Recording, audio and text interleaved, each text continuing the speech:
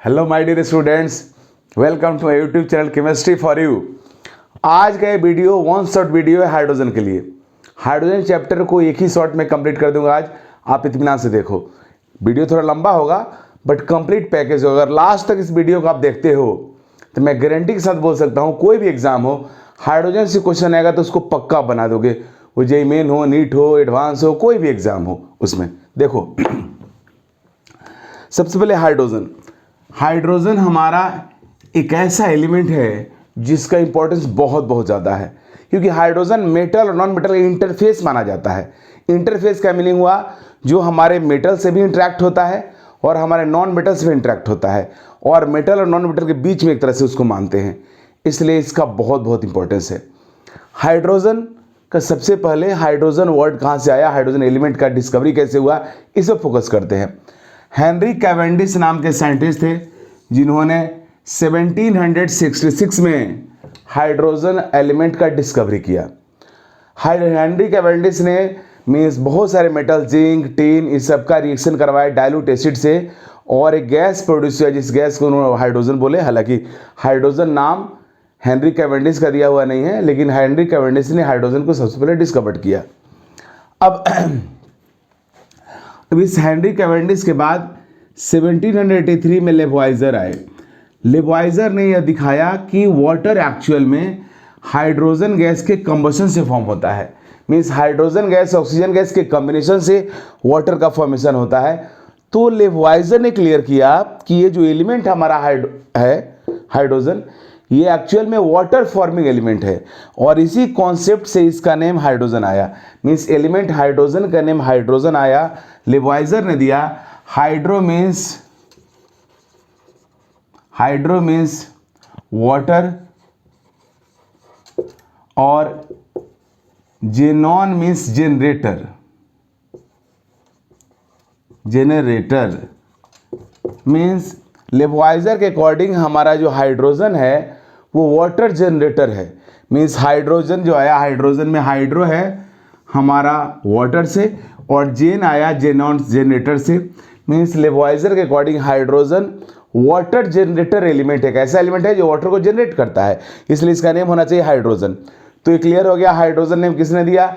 Hydrogen name दिया लेबॉइजर ने। Medical exam में कई बार क्वेश्चन आ चुका है कि वर्ड एलिमेंट हाइड्रोजन का नेम हाइड्रोजन किसने दिया, तो लेबॉइजर ने दिया। और किस बेसिस पे दिया? तो बेसिस यह था कि हमारा जो हाइड्रोजन है वो वाटर से, ऑक्सीजन से कॉम्बिनेशन करके वाटर फॉर्म करता है। Means hydrogen water generator element हुआ।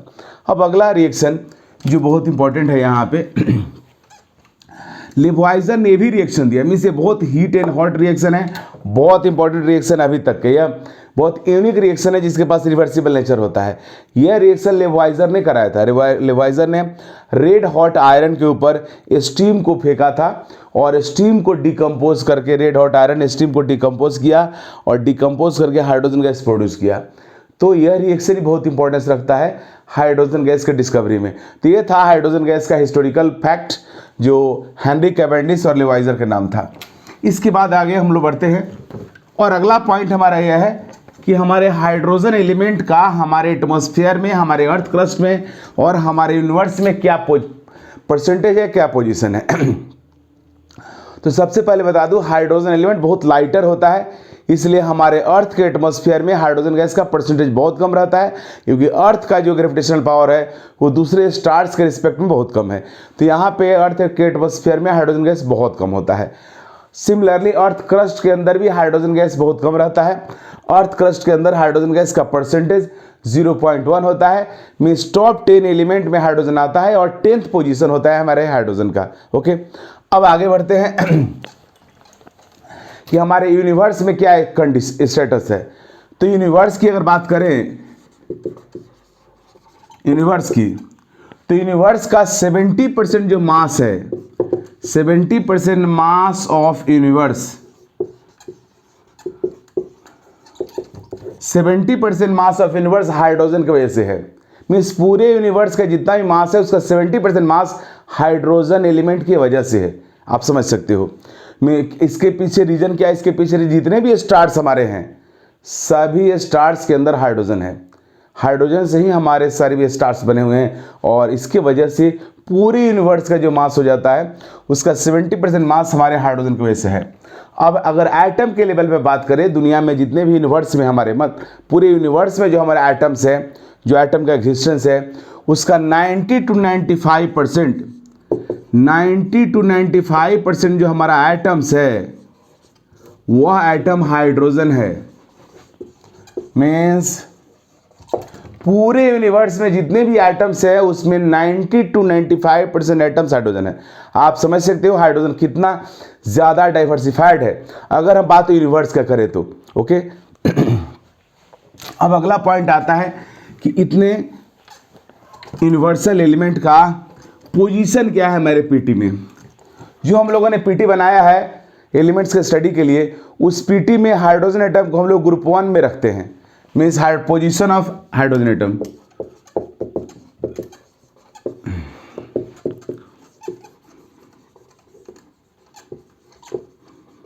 हाइड्रोजन एटम का पोजीशन पीटी में ग्रुप 1 के फर्स्ट एलिमेंट हमारा हाइड्रोजन है। मीन्स वह हाइड्रोजन, उसके बाद lithium, sodium, potassium, rubidium, caesium, francium, ये हमारे ग्रुप 1 के एलिमेंट है। फ्रेंसियम रेडियो एक्टिव होता है, बाद बाकी ये सब के सब जितने भी हैं सब के सब अल्कली मेटल से हाइड्रोजन को छोड़ करके, अल्कली मेटल्स। हाइड्रोजन एटम को हम लोग पीटी के ग्रुप 1 में रखते हैं। अब पॉइंट ये है कि हाइड्रोजन एटम का जो पोजीशन है वो कितना जस्टिफाइड है। मीन्स हाइड्रोजन एटम का जो पोजीशन है वो सही है कि नहीं। तो हाइड्रोजन एटम का पोजीशन जस्टिफाइड नहीं है। क्यों नहीं है जी, उसके पीछे मैं रीजन बता रहा हूँ, लेकिन उससे पहले देखें हाइड्रोजन को ग्रुप 1 में हम लोग रखे हैं और इस ग्रुप 1 में हाइड्रोजन को छोड़कर सबके सब स्ट्रॉन्ग मेटल्स है। मेटल्स का जो करेक्टर होता है वो ऑलवेज इलेक्ट्रॉन देना चाहता है। मीन्स हमारे ग्रुप 1 के मेटल्स तो ऑलवेज इलेक्ट्रॉन लूज करना ही चाहते हैं। मीन्स हमेशा 1 इलेक्ट्रॉन लूज करना चाहते हैं, जबकि हमारा हाइड्रोजन है वो इलेक्ट्रॉन लूज भी करता है, इलेक्ट्रॉन गेन भी करता है। हमारे जितने भी अल्कली मेटल्स जैसे लिथियम है, सोडियम है, ये ऑलवेज इलेक्ट्रॉन लूज करके मोनोवैलेंट कटायन फॉर्म करते हैं। हमारे हाइड्रोजन भी मोनोवैलेंट कटायन फॉर्म करते हैं, बट हमारे हाइड्रोजन मोनोवैलेंट अनायन भी फॉर्म करते हैं, जिसकी वजह से हमारे हाइड्रोजन एटम का जो प्रेजेंट पोजीशन है वो पूरी तरह से जस्टिफाइड नहीं है जो यहाँ पे ग्रुप 1 में रखे हैं। और भी प्रॉपर्टीज कई सारे हैं। ग्रुप 1 के जो मेटल्स हैं इनका जो मोलिकुलर फॉर्म है वो मोलिकुलर फॉर्म तो डायटोमिक फॉर्म में होता है। मीन्स Na2 Li2 के फॉर्म में रहते हैं, और हमारे हाइड्रोजन एटम का मोलिकुलर फॉर्म H2 है। तो इस कॉन्टेस्ट में हाइड्रोजन और ग्रुप 1 के मेटल सिमिलर हैं, रिजेंबलेंस शो कर रहे हैं। लेकिन फिर दूसरी पॉइंट, हमारे ग्रुप 1 के जो मेटल्स हैं इनका एनर्जी बहुत लो होता है, सबसे कम होता है। मीन्स इनका एनर्जी बहुत लो रहता है। लिथियम का जो सबसे ज़्यादा होता है एनर्जी हमारे ग्रुप 1 में वो भी 520 का होता है, और हमारे हाइड्रोजन का 1300 के आसपास रहता है।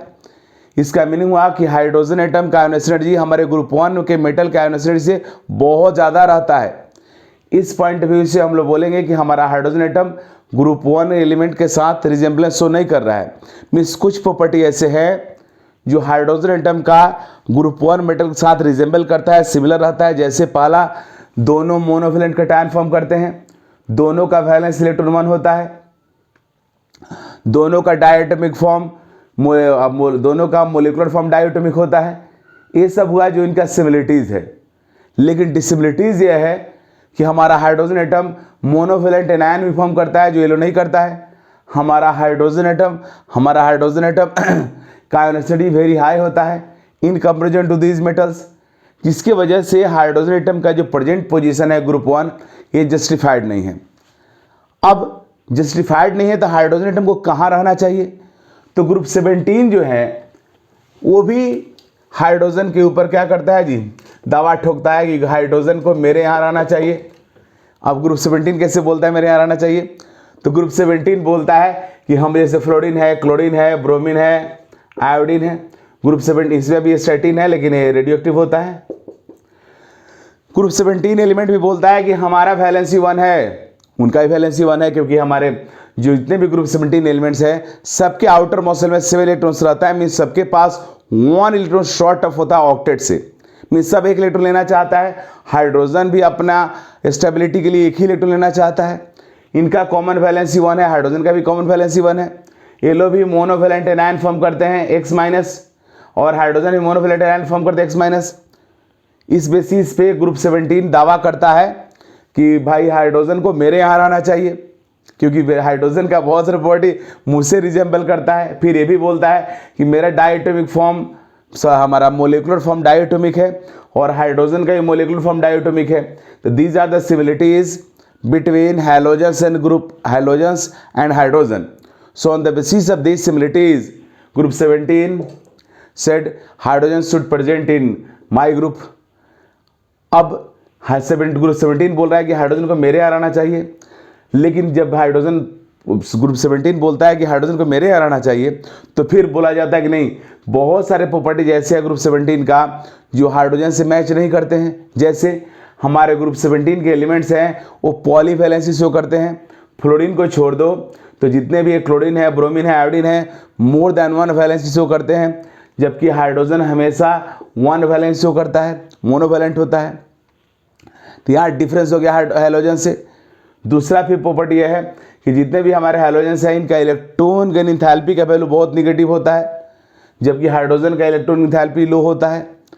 इनका इलेक्ट्रॉन निगेटिविटी बहुत हाई होता है, हाइड्रोजन का कम होता है। तो इस सभी प्रॉपर्टीज़ के बेसिस पे कुछ प्रॉपर्टीज़ ऐसे हैं ग्रुप 17 के जो हाइड्रोजन से रिजेंबल करते हैं, कुछ प्रॉपर्टी ऐसे हैं जो रिजेंबल नहीं करते हैं। तो इस बेसिस पर हम बोल सकते हैं कि हाइड्रोजन को ग्रुप 17 में भी नहीं रहना चाहिए। अब इसके अलावा ग्रुप 14 भी दावा ठोकता है कि हाइड्रोजन को मेरे यहाँ आना चाहिए। इसका क्या रीजन है? ये बोलता है कि मैं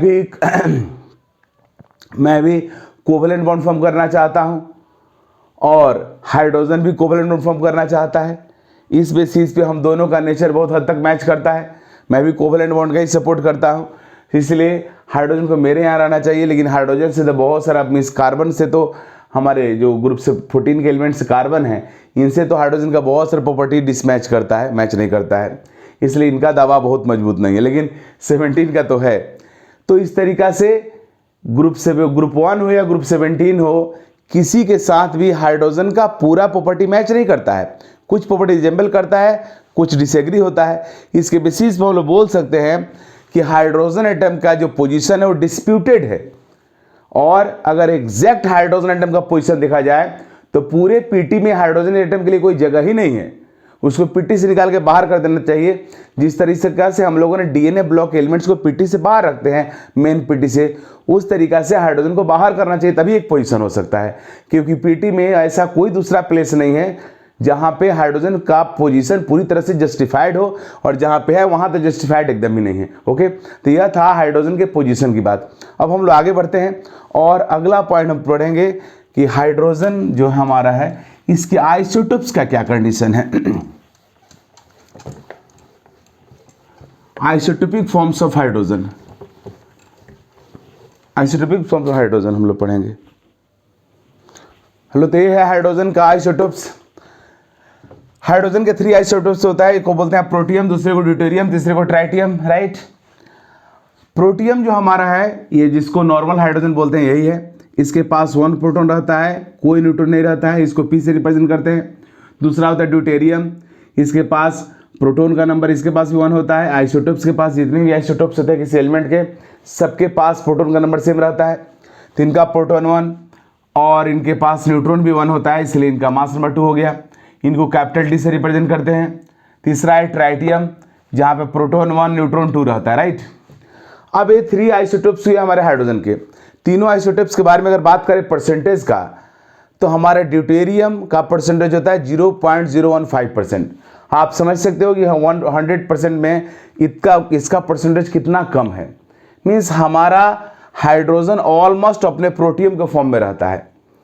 अब ट्राइटियम की बात कर लेते हैं। ट्राइटियम रेडियो एक्टिव होता है। रेडियो एक्टिव होने का मीनिंग है इसका स्टेबिलिटी बहुत कम रहता है। रेडियो एक्टिव होता है, इसका स्टेबिलिटी बहुत कम रहता है, जिसकी वजह से अगर बात करें तो 10 to the power 18 मीन का अगर परसेंटेज अबंडेंस की बात करें, मीन से कितना नेचर में रहता है। अगर 10 to the power 18 hydrogen atom का सैंपल लोगे तो उसमें 1 एटम रहता है हमारा ट्राइटियम का। Means 1 atom in 10 to the power 18 atom simple.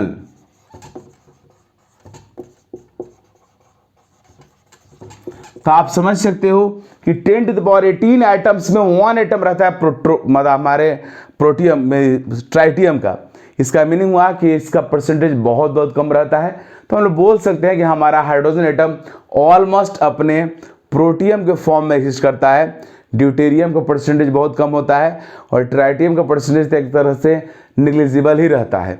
आप 10 to the power 18 में 1 रहता है। ट्राइटियम के बारे में एक और इंपॉर्टेंट पॉइंट आपको पता होना चाहिए, ये रेडियो एक्टिव होता है। तो रेडियो एक्टिव एलिमेंट है तो यह क्या प्रोड्यूस करता है?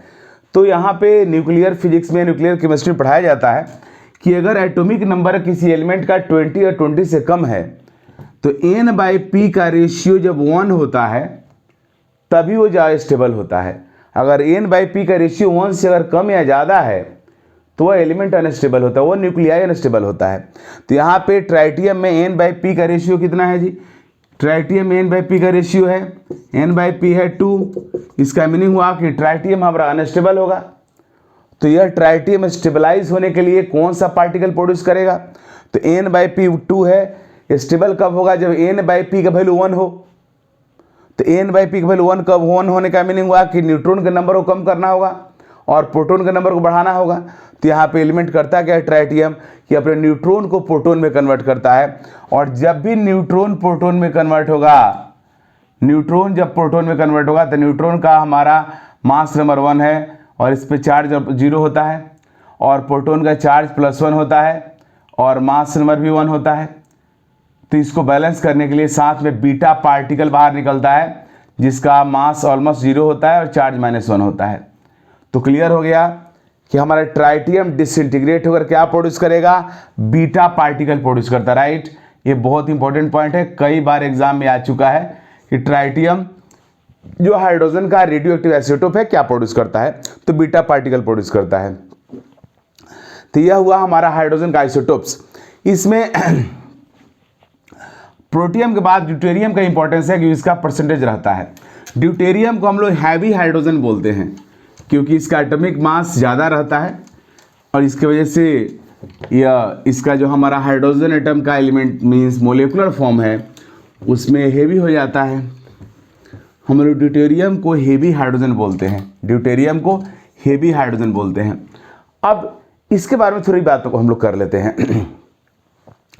ड्यूटेरियम हेवी हाइड्रोजन हुआ तो इससे जो वाटर फॉर्म होगा, जैसे ये हमारा H2O है, ये वाटर है, तो D2O को हम लोग क्या बोलेंगे जी? Heavy water. ये वाटर है तो हेवी वाटर, क्योंकि हाइड्रोजन हमारा ये प्रोटियम जिसको हम लोग हाइड्रोजन बोलते हैं तो ड्यूटेरियम को हेवी हाइड्रोजन बोलते हैं। तो ये हमारा हुआ हेवी वाटर, हेवी वाटर हुआ। अब इस D2O का रोल क्या है? तो D2O का इंपॉर्टेंस बताने से पहले एक दो बातें और मैं बताना चाहता हूं। वो ये है किसी एलिमेंट के मोर देन 1 जो आइसोटोपिक फॉर्म्स होते हैं वो आइसोटोपिक फॉर्म्स केमिकल रिएक्शन में भी इफेक्ट डालते हैं। केमिकल रिएक्शन में इफेक्ट डालने का रीज़न क्या है? तो रीज़न यह है कि उनका जो बॉन्ड एनर्जी होता है वो उनके एटॉमिक मास के अकॉर्डिंग बदलता है। Means I mean to say that अगर बॉन्ड एनर्जी की हम बात करते हैं अपने हाइड्रोजन के आइसोटोप्स के रिस्पेक्ट में ही, तो हाइड्रोजन के 3 आइसोटोप्स है, प्रोटियम, ड्यूटेरियम, ट्राइटियम। तो किसी भी एलिमेंट को अगर आप ले लेते हो, किसी एलिमेंट जैसे कार्बन ही मैं ले रहा हूँ यहाँ पे, तो कार्बन हाइड्रोजन का बॉन्ड एनर्जी, कार्बन ड्यूटेरियम का bond energy and carbon tritium का बॉन्ड एनर्जी, तीनों बॉन्ड एनर्जी सेम नहीं होता है। कार्बन हाइड्रोजन के बॉन्ड एनर्जी से स्ट्रॉन्गर बॉन्ड होता है कार्बन ड्यूटेरियम का बॉन्ड एनर्जी, और इससे स्ट्रॉन्गर होता है कार्बन ट्राइटियम का बॉन्ड एनर्जी। मीन्स कोई नॉट ओनली कार्बन, आप किसी एलिमेंट को ले सकते हो। मीन्स किसी एलिमेंट के जो आइसोटोप्स होते हैं उनका सभी आइसोटोप्स का बॉन्ड एनर्जी सेम नहीं रहता है। फॉर एनी एलिमेंट सबका आइसोटोप्स का बॉन्ड एनर्जी सेम नहीं रहता है, बॉन्ड एनर्जी अलग अलग होता है, उनके एटॉमिक मास के साथ इंक्रीज होता है। कार्बन हाइड्रोजन से स्ट्रॉन्गर होता है कार्बन ड्यूटेरियम का, उससे स्ट्रॉन्गर होता है कार्बन ट्राइटियम का। तो इस इफेक्ट को बोला जाता है आइसोटोपिक इफेक्ट। इसको हम बोलते हैं isotopic effect. Isotopic effect means एक ऐसा इफेक्ट जो आइसोटोप्स डेवलप करता है। तो change in means increase in bond energy with increase in atomic mass of isotopes of an element is called isotopic effect. इस आइसोटोपिक इफेक्ट का क्या क्या इफेक्ट होता है उसको देखो आप। तो देखो जी, अब इसमें होगा क्या कि जिस तरीका से हमारा वाटर एक न्यूट्रल सॉल्वेंट होता है, फिर भी हमें पता है कि वाटर डिसोसिएट होता है पार्शियली, और वाटर डिसोसिएट होकर के अपने डिसोसिएटेड आयंस के बीच में डायनामिक इक्विलिब्रियम फॉर्म करता है, और इक्विलिब्रियम के टाइम पे जो इक्विलिब्रियम कांस्टेंट होता है जिसको हम लोग बोलते हैं ionic product of water KW, यह concentration of H plus into concentration of OH minus के इक्वल होता है। इसको हम बोलते हैं ionic product of water. Ionic product of water, क्या इसको पढ़ा होगा आयनिक इक्विलिब्रियम में, आयनिक प्रोडक्ट ऑफ वाटर। अब इसका वैल्यू रूम टेम्परेचर पे क्या होता है? Room temperature means 25 degree centigrade. Room temperature पे KW का वैल्यू होता है 10⁻⁻14, राइट। जिस तरीका से हमारा वाटर डिसोसिएट होकर अपने डिसोसिएटेड आयंस और अनडिसोसिएटेड पार्ट के बीच में इक्विलिब्रियम फॉर्म करता है, सिमिलरली हमारा हेवी वाटर भी करता है, D2O भी करता है। D2O भी डिसोसिएट होकर के D plus and OD minus में डिसोसिएट होता है, इक्विलिब्रियम फॉर्म करता है। बट इस इक्विलिब्रियम का जो इक्विलिब्रियम कांस्टेंट होता है KW लिखेंगे तो KW मीन्स हेवी वाटर लिखेंगे, हेवी वाटर तो KHW, ये जो होता है concentration of D plus into concentration of OD minus. Room temperature पे इसका जो वैल्यू हम लोग एक मेजर करते हैं एट रूम टेम्परेचर, ये एक्सपेरिमेंटली देखा गया है KHW का वैल्यू होता है 0.2 इंटू 10⁻⁻14। इसका मीनिंग यह हुआ कि हेवी वाटर का KW का वैल्यू वाटर से कम हो गया, 0.2 से मल्टीप्लाई हो गया। ऐसा क्यों हुआ? तो इसके पीछे रीजन यह है कि हेवी वाटर में oxygen hydrogen oxygen deuterium bond है हेवी वाटर में, और वाटर में ऑक्सीजन हाइड्रोजन बॉन्ड रहता है। तभी मैं बताया हूं कि आइसोटोपिक इफेक्ट की वजह से ऑक्सीजन ड्यूटेरियम का जो बॉन्ड होगा वो ऑक्सीजन हाइड्रोजन के बॉन्ड से स्ट्रॉन्गर होता है। जब ये बॉन्ड स्ट्रॉन्गर है तो इसके ब्रेक होने का चांस कम हो जाता है, इसके ब्रेक होने में टाइम ज़्यादा लगता है, जिसकी वजह से हमारा हेवी वाटर कम डिसोसिएट होता है। जब हेवी वाटर लेस डिसोसिएट होगा तो उसका इक्विलिब्रियम कांस्टेंट जो होगा मीन्स उसका आपका हेवी वाटर का जो आयनिक प्रोडक्ट ऑफ वाटर होगा वो वैल्यू भी कम हो जाता है। ओके, अब आगे इसका इफेक्ट देखते हैं। हेवी वाटर का केमिकल रिएक्शन में क्या इफेक्ट होगा, तो ये बहुत इंपॉर्टेंट है, कई सारे एग्जाम्स में आ चुका अभी जो मैं बताने जा रहा हूँ। हेवी वाटर के पास कैपेबिलिटी है कि कोई कंपाउंड अगर ऐसा है जिसके पास एसिडिक हाइड्रोजन है, तो उस एसिडिक अगर उसको आप हेवी वाटर से रिएक्शन कराओगे तो हेवी वाटर हमारा करेगा कि उस कंपाउंड के एसिडिक हाइड्रोजन को डी से रिप्लेस कर देगा, क्योंकि ऑक्सीजन हाइड्रोजन जो बॉन्ड होता है उससे स्ट्रॉन्गर बॉन्ड होता है ऑक्सीजन ड्यूटेरियम बॉन्ड। जैसे यहाँ पे है, ये हमारा एसिटिक एसिड है। हमारे एसिटिक एसिड के पास तो वैसे तो 4 हाइड्रोजन है, बट एसिडिक हाइड्रोजन एक ही है, मैं बताया हूँ, आप सबको पता भी होगा। जो हाइड्रोजन मोर इलेक्ट्रोनेगेटिव एलिमेंट से कनेक्टेड रहता है वही हमारा एसिडिक हाइड्रोजन होता है। अब इसको अगर आप D2O से रिएक्शन कराते हो हेवी वाटर से तो करेगा क्या? ऑर्गेनिक कंपाउंड का कोई भी हो जिसके पास एसिडिक हाइड्रोजन है उसको ड्यूटेरियम अपने डी से रिप्लेस कर सकता है, तो इस एसिडिक हाइड्रोजन को डी से रिप्लेस कर देगा। इसको नहीं करेगा, लेकिन इसको करेगा क्योंकि ये एसिडिक हाइड्रोजन नहीं है। कार्बन पे जो हाइड्रोजन कनेक्टेड रहता है वो एसिडिक हाइड्रोजन नहीं होता है। मोर इलेक्ट्रोनेगेटिव एटम्स जो हाइड्रोजन कनेक्टेड रहता है उसी को हम लोग एसिडिक हाइड्रोजन के तौर पे यूज करते हैं, राइट। तो अब यहाँ से होगा D2O से रिएक्शन कराओगे तो हाइड्रोजन हट जाएगा और यहाँ पे लग जाएगा D और बन जाएगा आपका CH3COOD और प्रोडक्ट, और यहाँ से जो D निकला, यहाँ से H निकला वो आकर के ऑक्सीजन में कनेक्ट हो जाएगा और ये खुद बन जाएगा HOD, right. Heavy water organic compound के एसिडिक हाइड्रोजन को रिप्लेस करके खुद क्या बन जाता है? HOD। अगर आप अल्कोहल लाओगे तो अल्कोहल के साथ भी यही करेगा, जैसे इथानॉल से अगर आप रिएक्शन कराते हो इथाइल अल्कोहल से इसको D2O को, तो यहाँ भी यही करेगा, इसके एसिडिक हाइड्रोजन को रिप्लेस कर देगा अपने ड्यूटेरियम से, खुद बन जाएगा HOD। अगर आप इसको रिएक्शन कराते हो फिनॉल से तो यहाँ भी वही होगा,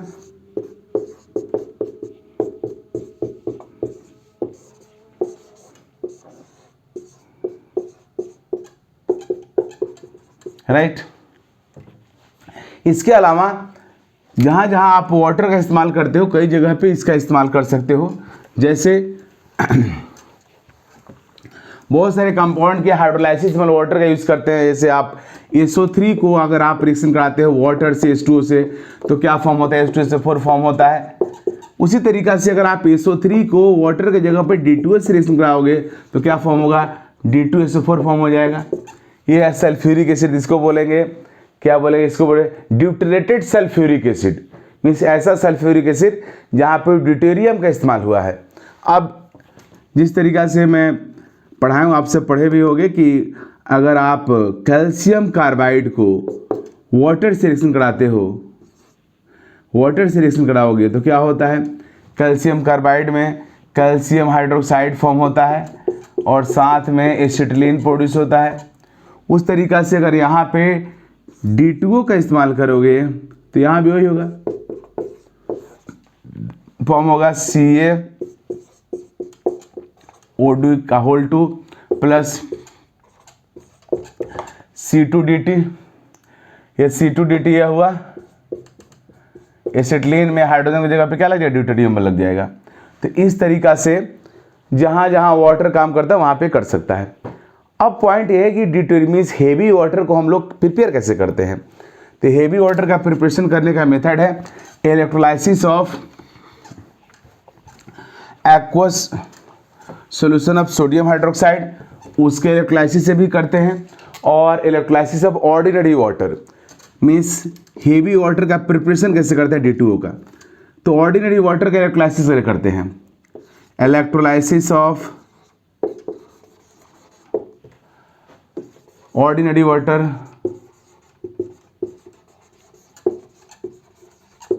ऑर्डिनरी वाटर के इलेक्ट्रोलाइसिस से हम लोग D2O का प्रिपरेशन करते हैं। इसमें कॉन्सेप्ट यह है कि 2400 लीटर ऑर्डिनरी वाटर का अगर इस्तेमाल हम लोग करते हैं, ऑर्डिनरी वाटर 2400 ऑर्डिनरी वाटर का अगर इलेक्ट्रोलाइसिस करते हैं तो हमें 83 मिलीलीटर मिलता है D2O। इलेक्ट्रोलाइसिस तो मिलेगा हमें 83 मिलीलीटर मिलेगा, D2O मिलता है। इलेक्ट्रोलाइसिस कैसे होता है, क्या होता है, इसको समझने के लिए आप मेरे वीडियो देख सकते हो। इलेक्ट्रोकेमिस्ट्री में इलेक्ट्रोलाइसिस को मैं डिटेल में बताया हूँ, वहाँ पे क्लियरली पता चल जाएगा इलेक्ट्रोलाइसिस कैसे करते हैं, क्या होता है। लेकिन यहाँ मैं डायरेक्ट बता रहा हूँ 2400 लीटर ऑर्डिनरी वाटर का इलेक्ट्रोलाइसिस करने से 83 मिलीलीटर मिलता है D2O। D2O के प्रोडक्शन का हमारे इंडिया में प्लांट है, नानगल में है जो पंजाब में पड़ता है, और एक होता है बड़ौदा में। बड़ौदा और नानगल प्लांट में हम लोग, नानगल एंड बड़ौदा, बड़ौदा गुजरात में है, नानगल पंजाब में है। दो जगह ऐसा है जहाँ पे हम लोग हेवी वाटर का प्लांट लगाए हों, वहाँ पे हेवी वाटर हम लोग प्रोड्यूस करते हैं। हाँ, पॉइंट है कि हेवी वाटर का प्लांट लगाए हुए तो पक्का इसे कोई इस्तेमाल होगा। हेवी वाटर का इस्तेमाल क्या है, तो हेवी वाटर का हमारा इस्तेमाल भी हेवी है। सबसे बड़ा यूज़ है कि जितना भी न्यूक्लियर पावर प्लांट होता है, न्यूक्लियर पावर प्लांट में भी हम लोग इलेक्ट्रिसिटी का जनरेशन करते हैं और वहाँ पर न्यूक्लियर फ्यूल का इस्तेमाल करते हैं और वहाँ से जो एनर्जी प्रोड्यूस होता है उससे इलेक्ट्रिसिटी जनरेट होता है। न्यूक्लियर फ्यूल जब आप रिएक्शन करता है, उसका शुरू होता है एक्सप्लोजन, तो काफ़ी स्पॉन्टेनियस होने लगता है, मीन्स एक्सपोनेंशियल काम करने लगता है। तो उसको कंट्रोल करने के लिए हम लोग वहाँ पर न्यूट्रॉन का इस्तेमाल करते हैं, फास्ट मूविंग न्यूट्रॉन के स्पीड को मॉडरेट करने के लिए हम लोग मॉडरेटर के तौर पे इस्तेमाल करते हैं हेवी वाटर को। हेवी वाटर को न्यूक्लियर रिएक्टर में इस्तेमाल किया जाता है, क्योंकि हेवी वाटर में ड्यूटेरियम रहता है जिसका एटॉमिक मास ज़्यादा रहता है, इसलिए न्यूट्रॉन से टकराने के बाद न्यूट्रॉन को ज़्यादा स्लो डाउन करता है। और यही वजह है कि हम लोग न्यूक्लियर पावर प्लांट में वाटर की जगह पे उसके रिएक्टर के अंदर हेवी वाटर यूज़ करते हैं। ओके, अब तो इसका यूज़ हो गया। अब हम लोग आगे बढ़ते हैं और अगला हमारा टॉपिक है preparation of hydrogen gas.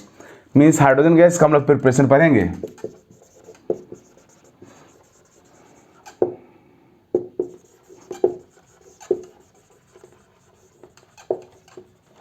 Hydrogen gas का प्रिपरेशन, हाइड्रोजन गैस के प्रिपरेशन का तो बहुत सारा मेथड है। Hydrogen gas means hydrogen gas के प्रिपरेशन का कई तरीका भी है, small scale preparation, large scale preparation, laboratory preparation, pure hydrogen gas का प्रिपरेशन, कमर्शियल प्रिपरेशन, मीन्स बहुत सारा तरीका है। लेकिन इसमें कुछ इंपॉर्टेंट जो मैं डिस्कस करूँगा। तो सबसे पहले स्मॉल स्केल प्रिपरेशन जो होता है, यहाँ पे हम लोग करते क्या हैं, किसी भी रिएक्टिव मेटल को अगर आप वाटर से रिएक्शन कराओगे तब भी हाइड्रोजन गैस प्रोड्यूस होगा, किसी रिएक्टिव मेटल को आप एसिड से, डाइल्यूट एसिड सॉल्यूशन से रिएक्ट कराओगे तब भी हाइड्रोजन गैस प्रोड्यूस होगा। ये क्लास 10th क्लास से ही पढ़ते आप आते हो। किसी भी रिएक्टिव मेटल को अगर आप अल्कली से NaOH से रिएक्शन कराओगे तब भी हाइड्रोजन गैस प्रोड्यूस होगा, जिसमें हमारा एल्युमिनियम और जिंक का रिएक्शन काफ़ी पॉपुलर है, जो एग्जाम्स में रेगुलरली आता भी है। तो इस सब तरीका से आप रिएक्शन करा के हाइड्रोजन गैस को प्रोड्यूस कर सकते हो। इसके बाद हम लोग पढ़ेंगे कि हाइड्रोजन गैस का कमर्शियल प्रिपरेशन का मेथड क्या है, और उसमें 2 मेथड इंपॉर्टेंट है, और फिर एक इसके अलावा भी एक बोस प्रोसेस है, वो भी काफ़ी इंपॉर्टेंस रखता है। सबको हम लोग 1 बाय 1 करके यहाँ पे देखते हैं। तो सबसे पहले small scale preparation. Small scale preparation में होता क्या है कि रिएक्टिव मेटल्स को हम लोग रिएक्टिव मेटल्स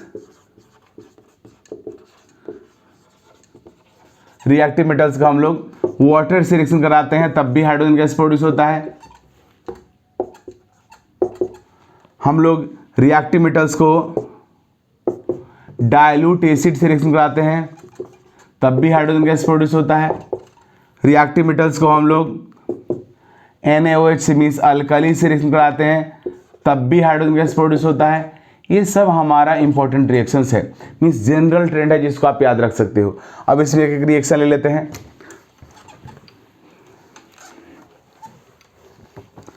रिएक्टिव मीन्स अगर आप सोडियम को रिएक्शन कराते हो वाटर से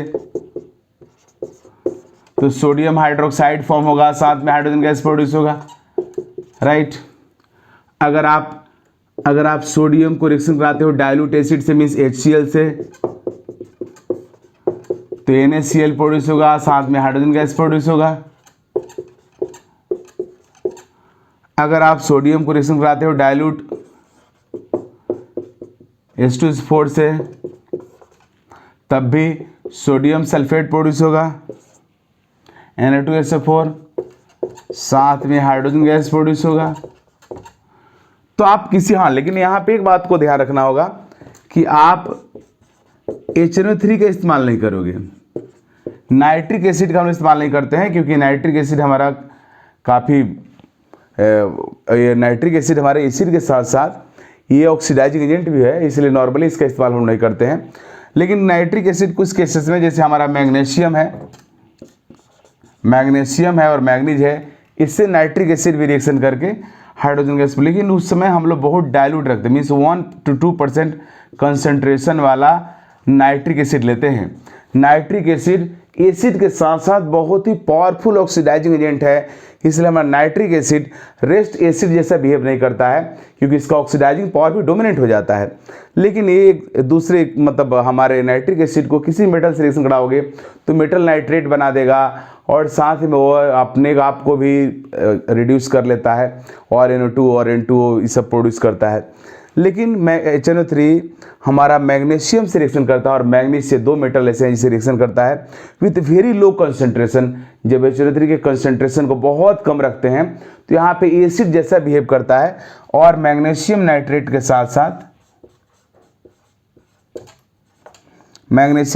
साथ साथ हाइड्रोजन गैस भी प्रोड्यूस करता है। तो यह हमारे नाइट्रिक एसिड के एक्सेप्शनल रिएक्शन है। नाइट्रिक एसिड नॉर्मली ऐसा करता नहीं है, वो मेटल से रिएक्शन करके हाइड्रोजन गैस प्रोड्यूस नहीं करता है, मेटल से रिएक्शन करके मेटल को ऑक्सीडाइज करके मेटल नाइट्रेट बनाता है और अपने आप को रिड्यूस करके दूसरे फॉर्म में कन्वर्ट करता है, राइट।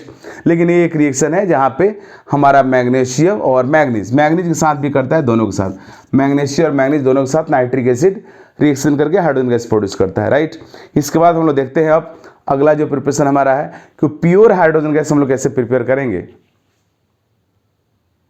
हेलो स्टूडेंट्स, तो यह है प्योर हाइड्रोजन गैस के प्रिपरेशन के कुछ मेथड्स। प्योर हाइड्रोजन गैस का प्रिपरेशन में हम लोग करते हैं क्या कि सोडियम हाइड्राइड से, आगे बताऊंगा कि मेटालिक में हमारा सलाइन हाइड्राइड कहलाता है। सोडियम हाइड्राइड को अगर वाटर से रिएक्शन कराओगे तो यहाँ जो हाइड्रोजन गैस प्रोड्यूस होता है वो प्योर होता है। दूसरा है, काफ़ी पॉपुलर है, इसको हम लोग बोलते हैं एनोज मेथड बोलते हैं। इसमें लोग करते क्या है कि एल्युमिनियम को KOH से रिएक्शन कराते हैं, एक्वस KOH से रिएक्शन कराते हैं। वही रिएक्शन जो एल्युमिनियम NaOH से रिएक्शन करके हाइड्रोजन गैस प्रोड्यूस करता है, जो हमारे आजकल जो नाली साफ करने के लिए आता है ड्रेनेक्स में इस्तेमाल होता है एल्युमिनियम बीट। तो वही काम यहाँ होता है, एल्युमिनियम बिट को, एल्युमिनियम को हम रिएक्ट कराते हैं, means aqueous solution of potassium hydroxide, तो एल्यूमिनेट फॉर्म होता है, पोटासियम एल्यूमिनेट फॉर्म होता है और साथ में हाइड्रोजन गैस प्रोड्यूस होता है, पोटासियम एल्यूमिनेट। ये बहुत पॉपुलर रिएक्शन है। सोडियम वाला रिएक्शन हर जगह मिलता है, 10th क्लास से पढ़ते आ रहे हो, लेकिन सोडियम की जगह पे हम लोग सोडियम हाइड्रोक्साइड की जगह पे पोटासियम हाइड्रोक्साइड का इस्तेमाल करते हैं, तब हमें प्योर हाइड्रोजन गैस मिलता है। यहाँ से जो हाइड्रोजन गैस प्रोड्यूस होता है, इस हाइड्रोजन गैस को हम लोग मिलिट्री पर्पस में ज़्यादा इस्तेमाल करते हैं। मिलिट्री में जो भी हाइड्रोजन गैस का रिक्वायरमेंट होता है प्योर हाइड्रोजन गैस का, उसको हम लोग इसी मेथड से प्रोड्यूस करते हैं। इसके बाद है मैग्नीशियम को जब डाइल्यूट सल्फ्यूरिक एसिड से रिएक्शन कराते हैं, तब भी जो हमारा हाइड्रोजन गैस मिलता है वो क्या रहता है, प्योर रहता है। तो ये कुछ मेथड्स है जो प्योर हाइड्रोजन गैस प्रोड्यूस करने का है। मैं यहाँ पे एक और बात क्लियर करना चाहता हूँ, यह मेथड प्योर हाइड्रोजन गैस क्यों प्रोड्यूस करता है, कैसे करता है, इस सबका भी रीजन है, बट आपके रिक्वायर्ड नहीं है।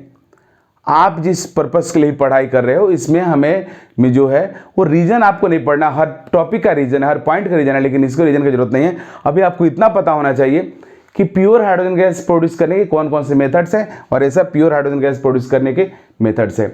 इसके बाद मैं पढ़ाने जा रहा हूँ commercial preparation of hydrogen gas. Commercial preparation of hydrogen gas, commercial preparation of hydrogen gas.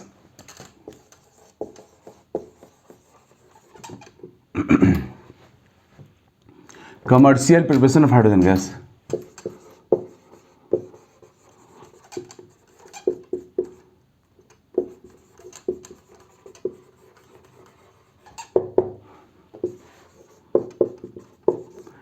H2 gas का कमर्शियल प्रिपरेशन। H2 गैस का कमर्शियल प्रिपरेशन हमारा इलेक्ट्रोलाइसिस करने से होता है, मीन्स इलेक्ट्रोलाइसिस करके, मीन्स इलेक्ट्रोलाइसिस सबसे इंपॉर्टेंट है, इलेक्ट्रोलाइसिस बाय इलेक्ट्रोलाइसिस।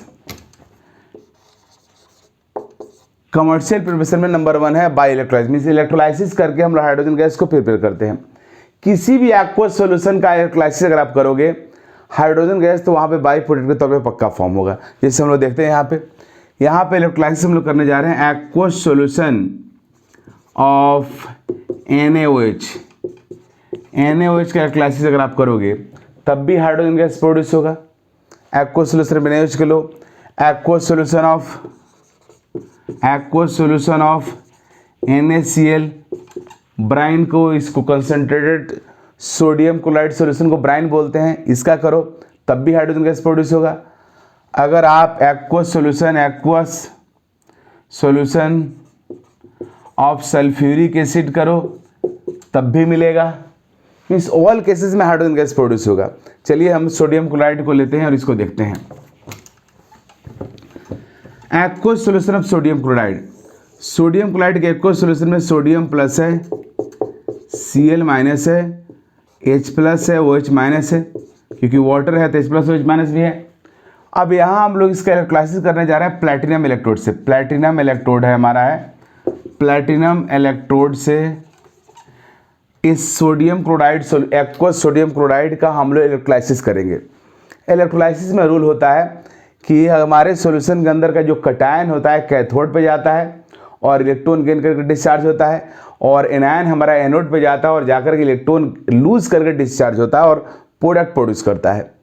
लेकिन जब सॉल्यूशन में मोर देन 1 कटायंस और एनायंस रहता है तो क्या होगा, तो इलेक्ट्रोलाइसिस टॉपिक में आपको पढ़ाया गया होगा, और आप अगर दिक्कत होगा तो जाकर देख लेना मेरा वीडियो, वहाँ मैं बताया हूँ कि जब मोर देन 1 कटायंस और मोर देन 1 अनायंस प्रेजेंट रहता है तो डिस्चार्जिंग टेंडेंसी डिसाइड करता है कौन कटायन कौन अनायन रिस्पेक्टिव इलेक्ट्रोड पे जाएगा। तो यहाँ पे कटायन भी हमारा 2 है, H प्लस है, सोडियम प्लस है, अनायन भी 2 है, Cl माइनस OH माइनस। तो डिस्चार्जिंग टेंडेंसी का ऑर्डर आप देखोगे तो पता चलेगा H प्लस का डिस्चार्जिंग टेंडेंसी सोडियम प्लस से ज़्यादा होता है, इसलिए कैथोड पे जाएगा H प्लस। Cl माइनस और OH माइनस में डिस्चार्जिंग टेंडेंसी Cl माइनस का ज़्यादा होता है, इसलिए एनोड पे जाएगा Cl माइनस। तो चलिए लिखते हैं इक्वेशन, एट एनोड पे गया 2Cl माइनस, Cl के पास 1 निगेटिव है, 1 Cl के पास, इसका मीनिंग 1 इलेक्ट्रॉन इसके पास एक्स्ट्रा है, 2Cl माइनस 2 निगेटिव, तो 2 इलेक्ट्रॉन लूज कर दिया, करने के बाद Cl एटम बन गया, दोनों Cl एटम आपस में कंबाइंड करके बना लेता है Cl2 गैस। तो एनोड पे आप देख रहे हो क्लोराइड आयन गया, इलेक्ट्रॉन लूज करके क्लोरीन गैस में कन्वर्ट होकर के स्किप कर जाएगा। अब एट कैथोड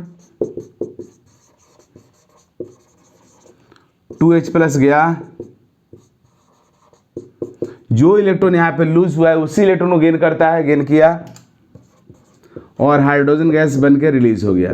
तो आप देख रहे हो कि कैथोड पे यहाँ क्या मिला, हाइड्रोजन गैस।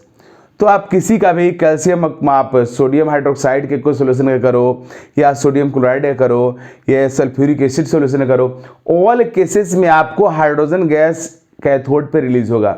इस तरीका से मैक्सिमम रिएक्शंस के बाई प्रोडक्ट के तौर पे हाइड्रोजन गैस प्रोड्यूस होता है और ये हमारा एक मेजर मेथड है हाइड्रोजन गैस के प्रोड्यूस करने का, इलेक्ट्रोलाइसिस मेथड। इलेक्ट्रोलाइसिस करके हम लोग एक्वस सॉल्यूशन का इलेक्ट्रोलाइसिस करके हाइड्रोजन गैस प्रोड्यूस करते हैं। अब इसमें एक बात और आपको याद रखने वाली है, वो यह है कि जितने भी हमारे इलेक्ट्रोलाइट है जिनका इलेक्ट्रोलाइसिस करके हाइड्रोजन गैस हम प्रोड्यूस करते हैं, उसमें सबसे पॉपुलर कहा जाता है बेरियम हाइड्रोक्साइड। याद रखने वाली बात है, बेरियम हाइड्रोक्साइड का इलेक्ट्रोलाइसिस करके हम लोग हाइड्रोजन गैस का प्रोडक्शन सबसे ज़्यादा करते हैं, क्योंकि बेरियम हाइड्रोक्साइड के केस में बेरियम हाइड्रोक्साइड का इलेक्ट्रोलाइसिस हम लोग करते हैं तो वहाँ पे हाइड्रोजन गैस लगभग प्योर आ जाता है, क्योंकि यहाँ पे बेरियम हाइड्रोक्साइड के अंदर मीन्स जब इलेक्ट्रोलाइसिस करते हैं तो CO2 भी थोड़ा बहुत प्रेजेंट रहता है। तो बेरियम हाइड्रोक्साइड जब इलेक्ट्रोलाइसिस करते हैं तो हाइड्रोजन गैस जो प्रोड्यूस होता है वो CO2 से अलग हो रहता है, क्योंकि बेरियम हाइड्रोक्साइड उस CO2 से रिएक्शन करके उसको बेरियम कार्बोनेट में कन्वर्ट कर देता है और इस तरीका से जो भी सॉल्यूशन में CO2 गैस रहता है प्रेजेंट रहता है वो बेजल के बॉटम पे जाकर प्रेसिपिटेट हो जाता है और इस तरीका से हाइड्रोजन गैस जो पूर्ण निकलता है वो ज़्यादातर प्योर रहता है। इसलिए हम लोग प्रीफर करते हैं बेरियम हाइड्रोक्साइड का इलेक्ट्रोलाइसिस करके हाइड्रोजन गैस प्रोड्यूस करना इन कंपेरिजन टू दूसरे सॉल्यूशन का, मीन्स NaOH KOH इस सब के इलेक्ट्रोलाइसिस से ज़्यादा प्रीफर किया जाता है बेरियम हाइड्रोक्साइड का इलेक्ट्रोलाइसिस। ओके, इसके बाद जो दूसरा कमर्शियल मेथड है वो भी काफ़ी इंपॉर्टेंट है जो यहाँ मैं डिस्कस करूँगा और वो है बोस प्रोसेस। बोस प्रोसेस एक सेकेंड कमर्शियल मेथड है। बोस प्रोसेस में हम लोग करते क्या है कि कोक हमारा 98% प्योर कार्बन होता है। कोक को हम लोग स्टीम से रिएक्शन कराते हैं at very high temperature 1300 kelvin temperature के आसपास टेम्परेचर पे कोक को रिएक्ट कराते हैं। कोक के ऊपर हम लोग स्टीम को फेंकते हैं और इसमें होता क्या है कि कोक इस स्टीम से रिएक्शन करके carbon monoxide and hydrogen gas में कन्वर्ट हो जाता है।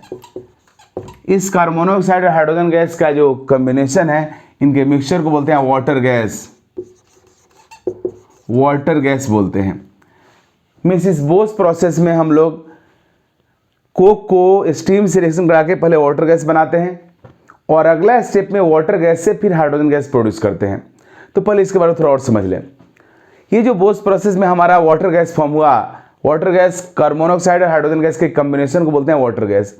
इस वाटर गैस से हम लोग हाइड्रोजन गैस का तो सिंथेसिस करेंगे ही, अभी तुरंत में हम लोग करेंगे, लेकिन इसके अलावा इस वाटर गैस से हम लोग और भी कई सारे गैसेस का सिंथेसिस कर सकते हैं। इससे हम लोग मेथनॉल बना सकते हैं, इससे हम लोग हाइड्रोमेथेन बना सकते हैं, इससे कई सारे हाइड्रोकार्बन और कंपाउंड बनाया जा सकता है। इसलिए हम लोग इस वाटर गैस को सिंथेसिस गैस बोलते हैं। क्या बोलते हैं जी? Synthesis gas. सिंथेसिस गैस ऐसा गैस जिससे बहुत सारे कंपाउंड का हम लोग सिंथेसिस कर सकते हैं। अब सिंथेसिस एक बड़ा वर्ड है तो इसको शॉर्ट करके हम बोलते हैं syn gas, syn gas, SYN, syn gas, short form कर दिए syn gas. Means syn gas एक ऐसा गैस है जिससे हम लोग बहुत सारे गैसेस का सिंथेसिस कर सकते हैं। तो वाटर गैस को सीन गैस भी कहा जाता है क्योंकि we can synthesis more than number of gases from water gas, right. इसके बाद अगला पॉइंट ये है कि हमारे जो वाटर गैस है इसका दोनों ही कंपोनेंट कंबस्टाइल है। कंबस्टाइल का मतलब हुआ है जिसका कंबशन आप कर सकते हो। हाइड्रोजन गैस का कंबशन कर सकते हो, कंबशन करके वाटर प्रोड्यूस कर सकते हो और हाइड्रोजन गैस के कंबशन में बहुत ज़्यादा एनर्जी रिलीज होता है। कार्बन मोनोऑक्साइड का कंबशन करके कार्बन डाइऑक्साइड बना सकते हो और इस दरमियान में बहुत एनर्जी रिलीज होता है। इसका मीनिंग हुआ कि ये हमारा कंबस्टाइल गैस है, इसका हम लोग इस्तेमाल कर सकते हैं फ्यूल के तौर पे, और कई जगह पे हम लोग इसको फ्यूल के तौर पे इस्तेमाल करते भी हैं। अब इसके अलावा अगला पॉइंट ये है कि वाटर गैस के प्रिपरेशन का क्या यही तरीका है? हम लोग क्या इस कोक से ही वाटर गैस को प्रोड्यूस कर सकते हैं? कोक को ही स्टीम के ऊपर डालने पे या स्टीम कोक के ऊपर हाई टेम्परेचर स्टीम को डालते हैं तब ये फॉर्म होता है, तो क्या कोक से ही फॉर्म कर सकते हैं? तो नहीं, और भी तरीका है। इसको फॉर्म करने के बहुत सारे तरीका है। जितने भी हमारे सीवेज है, मीन्स नाली का जो कचरा होता है, या वुड स्क्रैप लकड़ी के छोटे टुकड़ा होता है, सॉ डस्ट जो सॉ मिल में बुरादा आता है, मीन्स पेपर का कचरा, पेपर हो, नाली कचरा हो, लकड़ी कचरा हो, उस सब से हम लोग फॉर्म कर सकते हैं इसको। मीन्स वाटर गैस को हम लोग सीवेज से प्रोड्यूस कर सकते हैं, नाली के अंदर जो कचरा तो उससे कर सकते हैं, हम लोग लकड़ी के बुरादा से, means A number of method है जिससे हम लोग वाटर गैस फॉर्म कर सकते हैं। इसलिए वाटर गैस को फॉर्म करने का कई सारे, आजकल तुम तो सुनता होगा कि कचरा से बिजली प्रोड्यूस होता है, वो यही है, कचरा से भी हम लोग प्रोड्यूस करते हैं वाटर गैस को, और वाटर गैस से फिर प्रोड्यूस करते हैं इलेक्ट्रिसिटी को। अब इसके अलावा एक मेजर तरीका और भी है उसको प्रोड्यूस करने का, उसका नाम है coal gasification.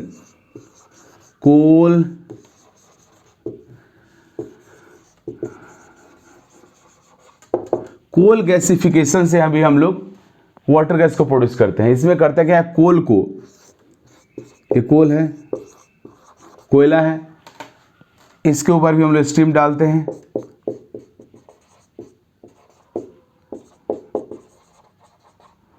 Very high temperature पे 1270 केल्विन टेम्परेचर के आसपास रहता है, मीन्स 1300 के आसपास यहाँ भी रहता है। तो हमारा कोल भी गैस में कन्वर्ट हो जाता है और कार्बन मोनोऑक्साइड और वाटर गैस में कन्वर्ट हो जाता है। मीन्स यहाँ पे चूंकि कोल को हम लोग गैस में कन्वर्ट कर दिए, ये कोल था, सॉलिड था, इसको गैस बना दिए, इसलिए इस रिएक्शन का नाम होता है coal gasification. Means water gas को हम लोग कोल गैसिफिकेशन से भी बना सकते हैं, राइट। अब अगला पॉइंट ये है कि इस वाटर गैस से हम लोग हाइड्रोजन गैस को कैसे बाहर करेंगे, तो इसको देखो आप सब। वाटर गैस से हाइड्रोजन गैस को बाहर करने का तरीका जो है ये है, वाटर गैस से हाइड्रोजन गैस को बाहर निकालने के मेथड को हम बोलते हैं वाटर गैस शिफ्ट रिएक्शन। इस स्टेप को बोलते हैं हम लोग water gas shift reaction. Water gas shift reaction, इसमें क्या होता है? इसमें होता यह है कि ये हमारा वाटर गैस है CO प्लस हाइड्रोजन गैस। अब इसमें हम लोग करते क्या है कि यहाँ पे हम लोग कैटलिस्ट का इस्तेमाल करते हैं,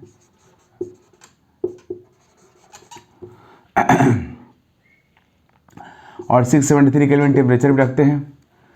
कैटलिस्ट का इस्तेमाल करके हम लोग यहाँ पे इस CO को CO2 में कन्वर्ट कर देते हैं। CO जब CO2 में कन्वर्ट हो जाता है, अब CO2 बन गया और हाइड्रोजन गैस इसमें रह जाता है। अगला स्टेप में हम लोग इसको वाटर से पास कराते हैं, H2O से पास कराते हैं। अब H2O से हम लोग पास कराते हैं इसको, तो H2O लिक्विड रहता है, लिक्विड वाटर से हम लोग पास कराते हैं। तो हमारा CO2 जो गैस है, CO2 वाटर में सोलेबल होता है, CO2 वाटर में सोलेबल होता है, लेकिन हाइड्रोजन गैस हमारा वाटर में सोलेबल नहीं होता है। तो इस तरीके से CO2 वाटर में सोलेबल होता है और हाइड्रोजन गैस वाटर में सोलेबल नहीं रहता है। तो होता क्या है कि CO2 जो प्रोड्यूस, मीन्स हमारा जो CO2 बना, यह CO2 वाटर में डिजोल्व हो जाता है और हाइड्रोजन गैस उससे स्किप कर जाता है। और इस तरीक़ा से जब हम लोग अपने इस CO2 और हाइड्रोजन गैस के मिक्सचर को वाटर से पास कराते हैं तो CO2 रह जाता है वाटर में और हाइड्रोजन गैस वहाँ से बाहर निकल जाता है। इसी को हम बोलते हैं water gas shift reaction. Means CO2 is absorbed in water, यहाँ पे CO2 वाटर में डिजोल्व हो जाता है और हाइड्रोजन गैस बाहर निकल गया यहाँ से। मीन्स यहाँ पे CO2 gas is dissolve in water, CO2 gas is dissolved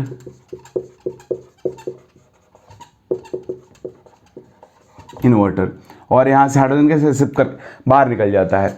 इसलिए इसको बोलते हैं वाटर गैस शिफ्ट रिएक्शन। ऐसा रिएक्शन जहाँ पे वाटर गैस को हम लोग ने शिफ्ट कर दिया, वाटर गैस मतलब वाटर की हेल्प से गैस को हम लोग ने शिफ्ट करके अलग कर दिया और हाइड्रोजन गैस बाहर निकल गया।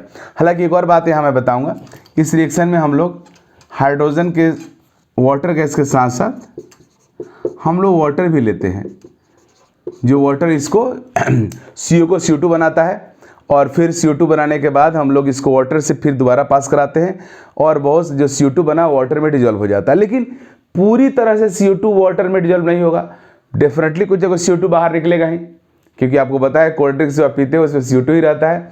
CO2 डिजॉल्व होता है वाटर में, लेकिन 100% डिजॉल्व नहीं होगा। तो फिर और भी टेक्निक हम लोग इस्तेमाल करते हैं, जहाँ पे हम लोग हाइड्रोजन मीन्स जो बाहर निकलता है उसको QA से पास करा देते हैं, तो CO2 थोड़ा एब्जॉर्ब हो जाता है। फिर उसके बाद कुछ CO भी रह जाता है, तो CO को एब्जॉर्ब करने के लिए हम लोग Q+ क्लोराइड से पास कराते हैं, तो CO एब्जॉर्ब हो जाता है। फिर हाइड्रोजन गैस प्रोड्यूस होता है, उसको हम लोग प्लैटिनम के सरफेस पे एब्जॉर्ब करते हैं और ये काम को करने के लिए हाई प्रेशर 25 ATM प्रेशर का इस्तेमाल करते हैं। फिर आगे और प्रेशर बढ़ाते हैं, मीन्स एक पूरा प्रोसेसेस है यह। लेकिन आपके लिए इतना काफ़ी है अभी कि हम लोग पहले वाटर गैस को CO2 गैस और H2 में कन्वर्ट करते हैं और फिर उसको वाटर से पास कराते हैं। हमारा वाटर के अंदर CO2 गैस एब्जॉर्ब हो जाता है, डिजॉल्व हो जाता है और हाइड्रोजन गैस बाहर निकल जाता है। तो ये तरीका हुआ वाटर गैस शिफ्ट रिएक्शन का, जिससे हम लोग हाइड्रोजन गैस को प्रिपेयर करते हैं।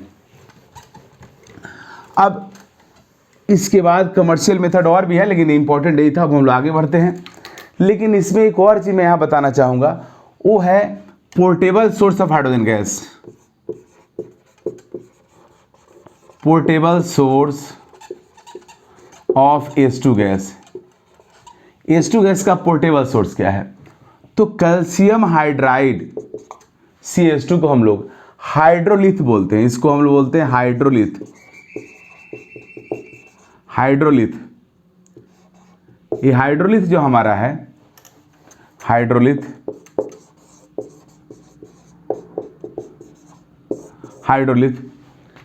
इसका कमर्शियल में हाइड्रोलिथ है। यह हाइड्रोजन गैस का पोर्टेबल सोर्स है। जैसे ही इसमें वाटर मिक्स करोगे, जैसे इसको वाटर में डालोगे, तुरंत यह कन्वर्ट हो जाएगा कैल्शियम हाइड्रोक्साइड में और साथ में प्रोड्यूस कर देगा हाइड्रोजन गैस। राइट, यहाँ पे 2 हाइड्रोजन, यहाँ पे 2 2H निकल 2 हाइड्रोजन यहाँ मिला 2, तो यहाँ पे क्या और 2H2 हो जाएगा। तो इस तरीका से हमारा ये पोर्टेबल सोर्स है। पोर्टेबल का मतलब इसको आप पोर्ट कर सकते हो, इसको कहीं भी ले जा सकते हो। तो कैल्शियम हाइड्राइड से हाइड्रोजन गैस प्रोड्यूस करना जो तरीका है, इस तरीका से हम लोग कहीं भी हाइड्रोजन गैस प्रोड्यूस कर सकते हैं। और यही वजह है कि कैल्शियम हाइड्राइड, जिसका कमर्शियल नेम हाइड्रोलिथ है, इसको बोलते हैं portable source of hydrogen gas है। ये हाइड्रोजन गैस का पोर्टेबल सोर्स हमारा है। अब हम लोग बात करेंगे हाइड्रोजन गैस के प्रिपरेशन के बाद उसके मोलिकुलर फॉर्म ऑफ H2 का। हाइड्रोजन गैस का जो मोलिकुलर फॉर्म होता है वो 2 फॉर्म में रहता है। एक को बोलते हैं हम लोग ऑर्थो और दूसरे को बोलते हैं पैरा। इसके बारे में सबसे पहले हेजनबर्ग ने बताया था। हेजनबर्ग ने बताया था कि जिस तरीका से हमारे इलेक्ट्रॉन के स्पिन होते हैं, वैसे ही हमारे न्यूक्लियॉन्स के भी स्पिन होते हैं। मीन्स न्यूक्लियस के अंदर जो प्रोटॉन रहता है उसका भी स्पिन होता है, जो न्यूट्रॉन होता है उसका भी स्पिन होता है। हेजनबर्ग ने बताया कि न्यूक्लियॉन्स के जो स्पिन होते हैं उसका जो कॉन्सेप्ट है वो इलेक्ट्रॉन के स्पिन से टोटली अलग है। पॉलिज एक जो एक्सक्लूजन प्रिंसिपल है, पॉलिज के अकॉर्डिंग किसी एक एटम के किसी एक ऑर्बिटल में जो 2 इलेक्ट्रॉन्स रहता है उसका स्पिन कभी भी सेम नहीं हो सकता है, लेकिन वो इलेक्ट्रॉन के लिए है। यहाँ पे हेजनबर्ग ने बताया न्यूक्लियॉन के लिए, मीन्स प्रोटॉन के लिए, न्यूक्लियॉन्स के लिए बताया इन्होंने हेजनबर्ग ने स्पिन के बारे में। और इन्होंने क्या बताया वो सुनो। हेजनबर्ग के अकॉर्डिंग हाइड्रोजन जो मोलिक्यूल है इसका 2 फॉर्म होता है। एक को बोलते हैं ऑर्थो, दूसरे को बोलते हैं पैरा। एक फॉर्म में जो हाइड्रोजन मोलिक्यूल है, यहाँ पे जैसे हम हाइड्रोजन मोलिक्यूल है, इसको इस तरीका से अगर मैं दिखा रहा हूँ, यह हाइड्रोजन एक एटम एक है और दूसरा हाइड्रोजन एटम यह है, दोनों एक दूसरे से बॉन्ड फॉर्म किया है। अब इन दोनों का जो इलेक्ट्रॉन होगा, इलेक्ट्रॉन का तो अपना स्पिन होता है, इलेक्ट्रॉन से मतलब नहीं है। ये जो न्यूक्लियस है, न्यूक्लियस पे जो प्रोटॉन है इसकी बात हो रहा है। न्यूक्लियस के जो प्रोटॉन है, इस प्रोटॉन का बात हो रहा है, इस प्रोटॉन का बात हो रहा है। मीन्स हेजनबर्ग के अकॉर्डिंग हाइड्रोजन के जो मोलिकुलर फॉर्म होते हैं उसमें जो दोनों ही प्रोटॉन होते हैं एटम के, उन दोनों का स्पिन सेम भी रहता है और अपोजिट भी रहता है। मीन्स एक मोलिकुलर फॉर्म में जो दोनों ही एटम के प्रोटॉन रहते हैं वो सेम डायरेक्शन में स्पिन करते हैं। Spin of protons, spins of proton, proton के स्पिन की बात हो रही है। मीन्स एक हाइड्रोजन मोलिक्यूल में, मीन्स वन मोलिक्यूल में दोनों ही हाइड्रोजन जो एटम है, इनके जो प्रोटॉन है, इन दोनों प्रोटॉन का स्पिन सेम रहता है। इलेक्ट्रॉन की बात नहीं किया जा रहा है। इलेक्ट्रॉन के स्पिन तो ऐसे भी अपोजिट होगा। ये दोनों इलेक्ट्रॉन रहता है, यहाँ पे इलेक्ट्रॉन जो है हमारा एटम का, इन दोनों का स्पिन तो पक्का अपोजिट होगा, ये इलेक्ट्रॉन हुआ। लेकिन बात यहाँ पे हो रहा है प्रोटॉन्स का। प्रोटॉन के स्पिन पैरेलल भी रह सकता है और प्रोटॉन के स्पिन एंटी पैरेलल भी रह सकता है।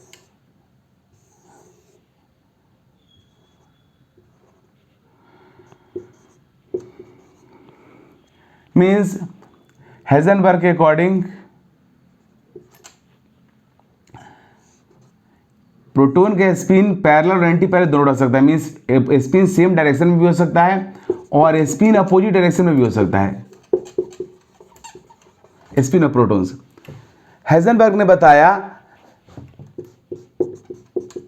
कि जब दोनों ही हाइड्रोजन एटम के स्पिन सेम डायरेक्शन में रहता है, जब दोनों के स्पिन सेम डायरेक्शन में रहता है तो उसको बोलते हैं कि ऑर्थो हाइड्रोजन है, ऑर्थो हाइड्रोजन। लेकिन जब दोनों के स्पिन अपोजिट डायरेक्शन में रहता है तो उसको बोलते हैं कि ये पैरा हाइड्रोजन है।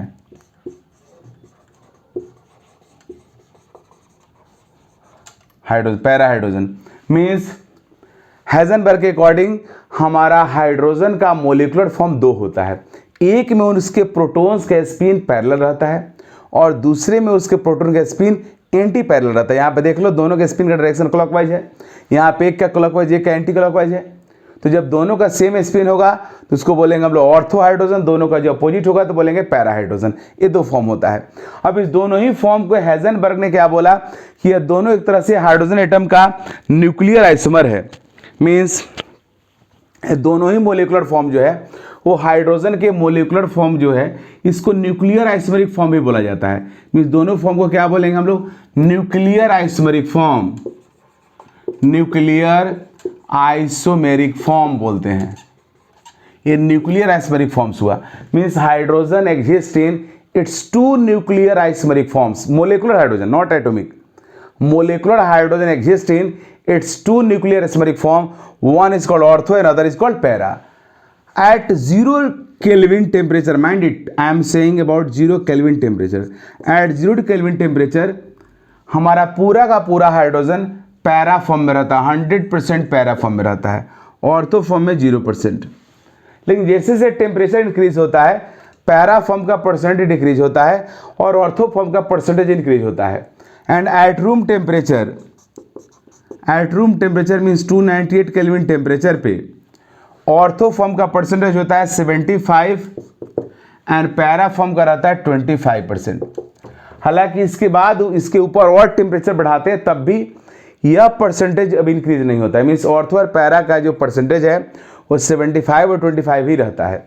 तो यह हमारा हुआ मोलिकुलर हाइड्रोजन, जिसके अंदर दो तरह का फॉर्म रहता है, दो न्यूक्लियर आइसोमेरिक फॉर्म रहता है, एक ऑर्थो दूसरा पैरा। ऑर्थो में दोनों ही प्रोटॉन का, हाइड्रोजन मोलिक्यूल के दोनों प्रोटॉन का स्पिन पैरेलल रहता है और पैरा में स्पिन एंटी पैरेलल रहता है। और रूम टेम्परेचर पे ऑर्थो का परसेंटेज 75, पैरा का परसेंट 25। ओके, तो अब हम लोग आगे बढ़ते हैं और पढ़ने जा रहे हैं हम लोग। हाइड्रोजन तो कंप्लीट हो गया, मीन्स हाइड्रोजन का प्रिपरेशन प्रॉपर्टीज हो गया। हाँ, प्रिपरेशन हुआ। अब केमिकल प्रॉपर्टीज की अगर हाइड्रोजन की बात करें हम लोग, तो हाइड्रोजन गैस से केमिकल प्रॉपर्टी की कोई खास वैल्यू है नहीं, क्योंकि हाइड्रोजन तो ऑलमोस्ट सबसे रिएक्शन करता है। इसलिए हाइड्रोजन का केमिकल प्रॉपर्टीज अगर प्रिपरेशन हो गया, तो अगर केमिकल प्रॉपर्टीज की बात करें, फिजिकल की अगर बात करें तो उसमें हाइड्रोजन एक कलरलेस गैस है, कलरलेस, ऑर्डरलेस, टेस्टलेस गैस है, हो गया फिजिकल प्रॉपर्टीज। वो हाइड्रोजन गैस वाटर में सोलेबल नहीं होता है। हाइड्रोजन गैस बहुत ही लाइट गैस है, इसका क्रिटिकल टेम्परेचर बहुत कम होता है, इसलिए इसको लिक्विफाई करना बहुत मुश्किल है। ये हाइड्रोजन गैस के बारे में बात हुई। अब केमिकल प्रॉपर्टी की बात करें तो हाइड्रोजन गैस तो ऑलमोस्ट एलिमेंट से रिएक्शन करता है, मेटल से, नॉन मेटल सबसे रिएक्शन करता है, इसलिए हाइड्रोजन गैस का केमिकल प्रॉपर्टी बहुत इंपॉर्टेंस नहीं रखता है। हाँ थोड़ा बहुत रिडक्शन वाला बात है तो उसको अलग अलग जगह पे हम लोग पढ़ लेते हैं। हाइड्रोजन गैस का रिएक्शन मीन्स हाइड्रोजन गैस जिसको इससे भी रिएक्शन करता है उसको रिड्यूस कर देता है। अल्कीन अल्काइन से हाइड्रोजन गैस रिएक्शन करके उनको अनसेचुरेट अल्कीन अनसेचुरेट हाइड्रोकार्बन को सेचुरेट बनाता है। तो ये सब प्रॉपर्टीज़ है हमारा हाइड्रोजन गैस का जो बहुत ज़्यादा इंपॉर्टेंस नहीं रखता है, इसको आप समझते भी हो, अलग अलग जगह पे पढ़ते हो।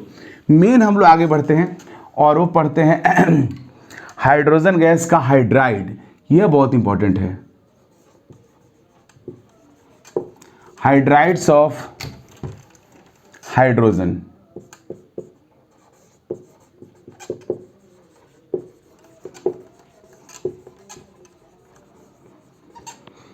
हाइड्रोजन का हाइड्राइड ये बहुत इंपॉर्टेंट है क्योंकि इससे मैक्सिमम क्वेश्चंस एग्जाम में आता है, इस हाइड्राइड सेक्शन से।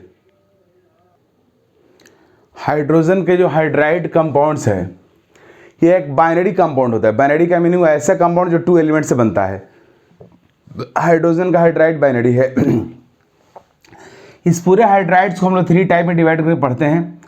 पहला होता है आयनिक हाइड्राइड जिसको हम लोग सलाइन हाइड्राइड भी बोलते हैं और सॉल्ट लाइक हाइड्राइड भी बोलते हैं। ऐसा क्यों बोलते हैं? जैसे हमारा सोडियम हाइड्राइड है, कैल्शियम हाइड्राइड है, ये सब हमारा आयनिक हाइड्राइड कहलाता है। मीन्स जब हमारा हाइड्रोजन ग्रुप 1 और ग्रुप 2 के मेटल से बॉन्ड फॉर्म करता है, ग्रुप 1 और ग्रुप 2 के मेटल से रिएक्ट करके हाइड्राइड फॉर्म करता है, तो उस हाइड्राइड को हम लोग बोलते हैं ionic hydride because they have ionic character. ये आयनिक कंपाउंड होता है इसलिए इसको आयनिक हाइड्राइड बोलते हैं। अब स्लाइन क्यों बोलते हैं? कि स्लाइन का मतलब होता है आयनिक, क्योंकि तुम सबको पता होगा ह्यूमन बॉडी के अंदर जो लिक्विड इंजेक्ट किया जाता है, जो सॉल्यूशन इंजेक्ट किया जाता है, उस सॉल्यूशन को स्लाइन बोला जाता है और वो एक्चुअल में एक्वस सॉल्यूशन होता है NaCl का। सोडियम क्लोराइड का एक्वस सॉल्यूशन होता है। सोडियम क्लोराइड आयनिक होता है, इसी वजह से आयनिक कंपाउंड को हम लोग स्लाइन भी बोलते हैं, इसलिए इसको स्लाइन हाइड्राइड भी कहा जाता है।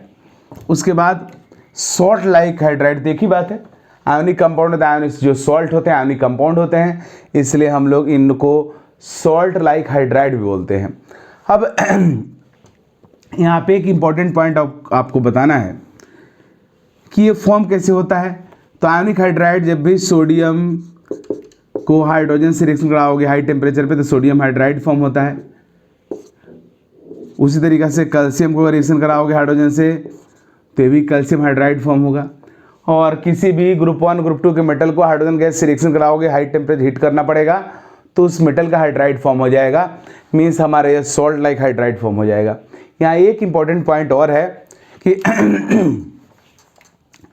हमारा lithium hydride, beryllium hydride and magnesium hydride, ये 3 हाइड्राइड के पास आयनिक कैरेक्टर कम होता है।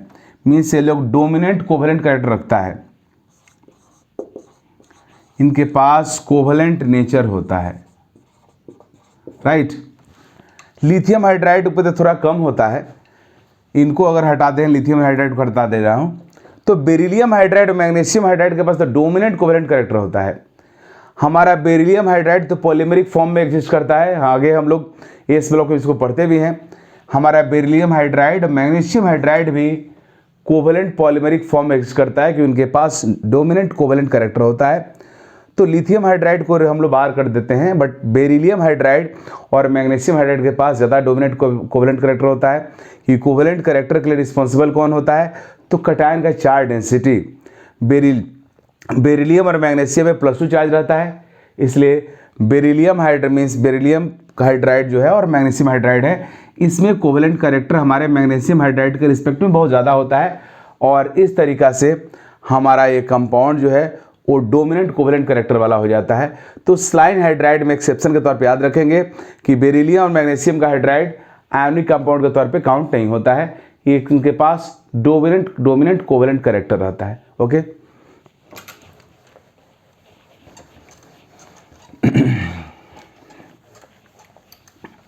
इसके बाद आगे हम लोग देखते हैं और ये है कोवेलेंट हाइड्राइड। ये बहुत स्कोपिक है।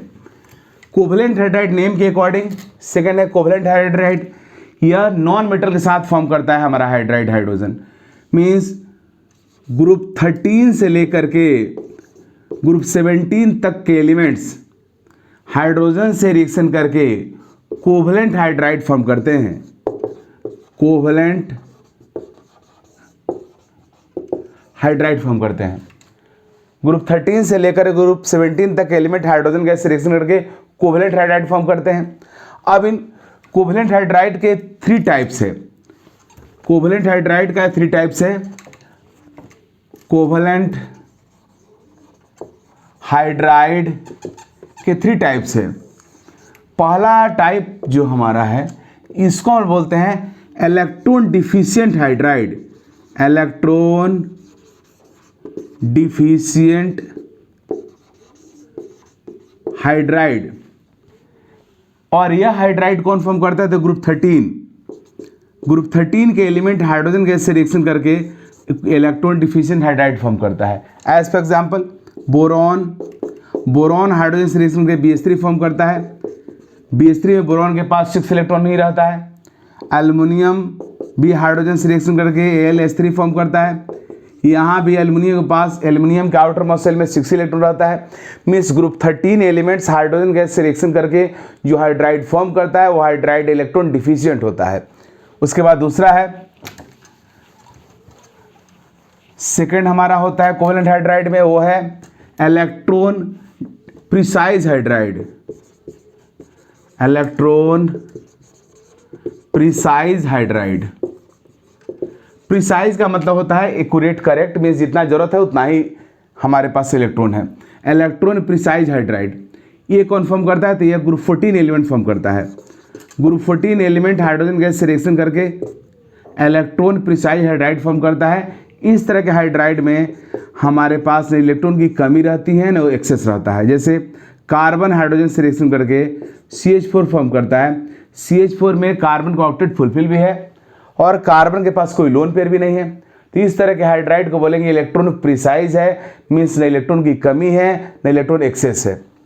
इस तरह से सिलिकॉन भी हाइड्रोजन गैस से रिएक्शन करके फॉर्म करता है सिलेन SiH4, ये भी इलेक्ट्रॉन प्रिसाइज हाइड्राइड होता है। मीन्स पूरे के पूरे ग्रुप 14 के ऑल एलिमेंट्स हाइड्रोजन से रिएक्शन करके इलेक्ट्रॉन प्रिसाइज हाइड्राइड फॉर्म करता है। इसके बाद तीसरा जो कोवलेंट हाइड्राइड हमारा है वो होता है electron rich, electron rich hydride, electron rich hydride, electron rich hydride. इस इलेक्ट्रॉन रिच हाइड्राइड में वह आता है, मीन्स इसका मीनिंग हुआ कि ऐसा हाइड्राइड जहाँ के सेंट्रल एटम के पास लोन पेयर है, मीन्स एक्सेस इलेक्ट्रॉन रहे। तो ये होता है ग्रुप हमारा 15 से लेकर के ग्रुप 17 तक के जितने भी एलिमेंट हैं ये सब हाइड्रोजन गैस से रिएक्शन करके इलेक्ट्रॉन प्रिसाइज हाइड्राइड बनाते हैं। एज फॉर एग्जांपल नाइट्रोजन हमारा हाइड्रोजन से रिएक्शन करके फॉर्म करता है क्या? NH3 फॉर्म करता है। NH3 में नाइट्रोजन के पास लोन पेयर है। हमारा ऑक्सीजन हाइड्रोजन से रिएक्शन करके वाटर फॉर्म करता है, वाटर के ऑक्सीजन के पास 2 लोन पेयर है। हमारा हैलोजन हाइड्रोजन से रिएक्शन करके HX फॉर्म करता है, यहाँ पे हैलोजन के पास 3 लोन पेयर है। तो आप देख रहे हो ग्रुप 15 से लेकर 17 तक वाले जो नॉन मेटल है वो हाइड्रोजन गैस से रिएक्शन करके जो हाइड्राइड फॉर्म करते हैं उस हाइड्राइड के सेंट्रल एटम के पास लोन पेयर है, इसलिए सभी हाइड्राइड्स को बोलते हैं इलेक्ट्रॉन रिच हाइड्राइड। ओके, अब इनके बाद है हमारा मेटालिक और इंटरस्टिशियल हाइड्राइड, जिसको नॉन स्टोइकियोमेट्रिक हाइड्राइड बोलते हैं। जितने भी हमारे DNA ब्लॉक के मेटल्स होते हैं, DNA ब्लॉक के जो मेटल्स हैं यही इस तरह का हाइड्राइड फॉर्म करते हैं। मेटालिक और इंटरस्टिशियल हाइड्राइड में होता क्या है कि हमारे D ब्लॉक के जो मेटल्स होते हैं वो हाइड्रोजन गैस को अट्रैक्ट कर लेते हैं, अपने इंटरस्टिशियल साइट में ट्रैप कर लेते हैं और उस ट्रैपिंग को हम लोग बोलते हैं कि हाइड्राइड हो गया, मेटल हाइड्राइड फॉर्म हो गया। मेटल हाइड्राइड में जो कंपाउंड मेटल और हाइड्रोजन से कम्बिनेशन जो कंपाउंड फॉर्म होता है वह कंपाउंड केमिस्ट्री के रूल्स को फॉलो नहीं करता है। केमिस्ट्री का सबसे रूल क्या है? तो केमिस्ट्री का सबसे इंपॉर्टेंट रूल है वैलेंसी का रूल। जैसे हमारा लैंथेनम है, लैंथेनम का वैलेंसी 3 होता है, इसका वैलेंसी 3 होता है और हाइड्रोजन का वैलेंसी 1 होता है। इन दोनों जब आपस में कंबाइन करेंगे तो AlH3 वाला कंपाउंड फॉर्म होना चाहिए। यह कंपाउंड हमारा केमिस्ट्री का ऑथेंटिक होगा, जो स्टोइकियोमेट्रिक कंपाउंड कहलाएगा। लेकिन लैंथेनम क्या करता है कि हाइड्रोजन गैस के एटम को अपने इंटरस्टिशियल साइट में ट्रैप कर लेता है और ये जो कंपाउंड फॉर्म करता है, इस कंपाउंड में आप देख लो लैंथेनम हमारा लैंथेनम 2.87 हाइड्रोजन से कंबाइंड किया हुआ 1 लैंथेनम। तो ये केमिस्ट्री के रूल्स के अकॉर्डिंग नहीं हुआ, तो इस तरह कंपाउंड को बोलते हैं नॉन स्टोइकियोमेट्रिक कंपाउंड। ऐसा कंपाउंड जिसका स्टोइकियोमेट्रिक केमिस्ट्री वैलिड नहीं है, जो केमिस्ट्री के रूल्स को फॉलो नहीं करता है।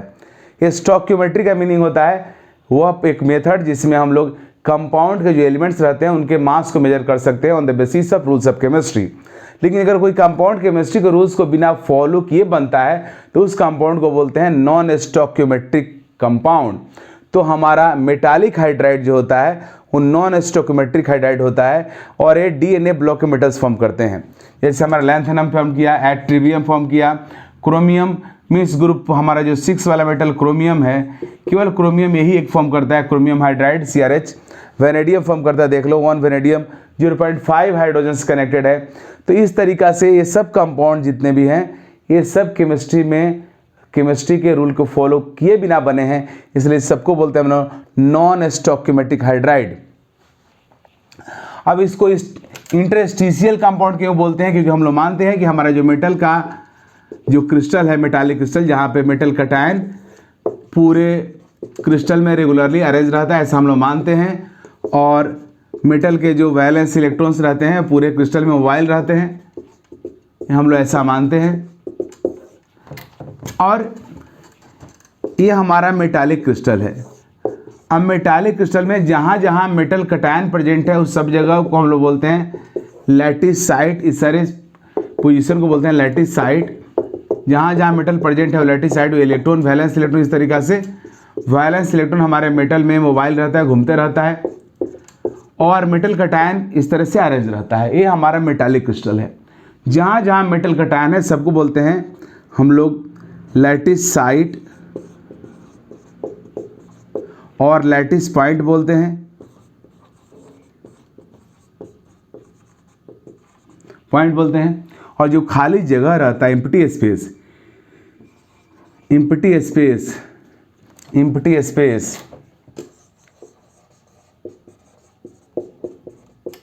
इसको बोलते हैं इंटरस्टिशियल साइट बोलते हैं, राइट। यह हुआ एम्प्टी स्पेस जो इंटरस्टिशियल साइट बोलते हैं। अब इसी इंटरस्टिशियल साइट में हाइड्रोजन एटम ट्रैप हो जाता है, आ जाता है, इसलिए इसको हम बोलते हैं इंटरस्टिशियल हाइड्राइड भी बोलते हैं, राइट। इसके बोलने के पीछे रीजन यहीं पे हाइड्रोजन एटम आ जाता है जिसको हम बोलते हैं इंटरस्टिशियल हाइड्राइड। और ये हमारा कॉन्सेप्ट था, ओल्डर कॉन्सेप्ट ये था कि जब कोई मेटल हमारा इंटरस्टिशियल हाइड्राइड बनाता है, मीन्स नॉन स्टोइकियोमेट्रिक हाइड्राइड बनाता है, तो उसके वजह से उसके जो इंटरनल स्ट्रक्चर होते हैं जो उसमें कोई चेंज नहीं होता, ऐसा हम मानते थे। लेकिन अब रिसेंट जो डेवलपमेंट से माना जाता है कि नहीं, मेटल का जो इंटरस्टिशियल हाइड्राइड होता है वो मेटल का जो क्रिस्टल होता है उससे डिफर कर जाता है, उससे डिफरेंट मतलब प्रॉपर्टी शो करता है। ऐसा भी रिसेंट डेवलपमेंट हमारा है। हालांकि हमारे कई सारे मेटल्स ऐसे हैं जो अपने सरफेस पे हाइड्रोजन गैस को अट्रैक्ट करके रखते हैं और एक तरह से वो हाइड्रोजन गैस के बहुत बड़े सोर्स है। जैसे हमारा प्लैटिनम है, प्लेडियम है, ये दोनों हाइड्रोजन गैस के बहुत बड़े सोर्स के तौर पे इस्तेमाल होता है। ये लोग अपने सरफेस पे हाइड्रोजन गैस को बहुत ज़्यादा अट्रैक्ट कर रख सकता है, अपने सरफेस पे हाइड्रोजन गैस को फिजिकली एब्जॉर्ब कर सकता है, अपने सरफेस पे हाइड्रोजन गैस को केमिकली एब्जॉर्ब भी कर सकता है। और ये लोग को हम लोग इस्तेमाल करते हैं हाइड्रोजन गैस के सोर्स के तौर पे। इनके यूज़ करके हाइड्रोजन गैस को हम लोग स्टोर कर सकते हैं। हाइड्रोजन गैस का स्टोरेज भी यहाँ हो सकता है, राइट। एक तो मैं पोर्टेबल सोर्स हाइड्रोजन गैस का बताया हूँ, हाइड्रोलिथ, लेकिन यहाँ ये लोग हाइड्रोजन गैस को एग्जैक्टली हाइड्रोजन गैस के फॉर्म में ही अट्रैक्ट करके रखता है अपने सरफेस पे, राइट। अब इसके बाद हम लोग यहाँ तक पढ़ने के बाद अब हम लोग शुरू करेंगे आगे की कहानी जो हमारा वाटर के बारे में होगा, राइट। अब हम लोग शुरू करते हैं वाटर के बारे में कि हमारा वाटर क्या है, कैसे काम करता है, ओके।